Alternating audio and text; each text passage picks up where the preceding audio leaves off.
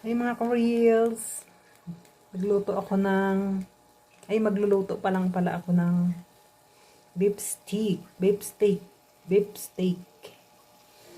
Kaya binabad ko na yan kanina at ngayon ay lulutuin ko na, ayan. Takpan natin. Ayan.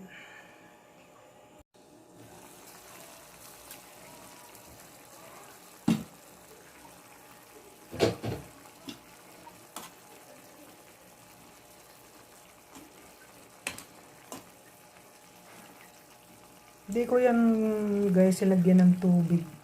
Talagang dumami lang yung ano niya. Oh. Yan, pakukuluan lang natin hanggang sa maluto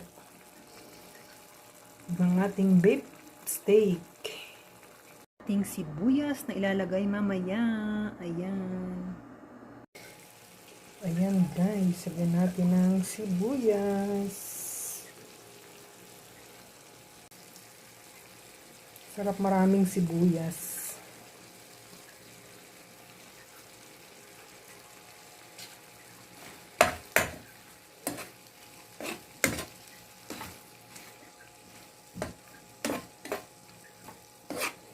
Ating beef steak.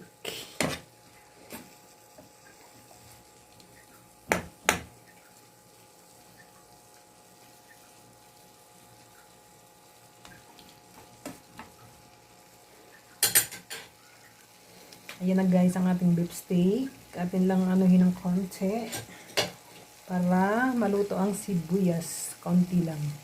At ayan na guys ang ating beef steak. Ready to ano na siya. Ayan. Luto na yan guys. Mula natin sibuyas para maluto. Ayan ang aking ulam for today. At ito na nga mga ka-reels, kainan na. Ayan ang aking beef steak. Kainan na. Ayan ang aking rice na lamig. At ito naman ang ulam ko. Kain tayo.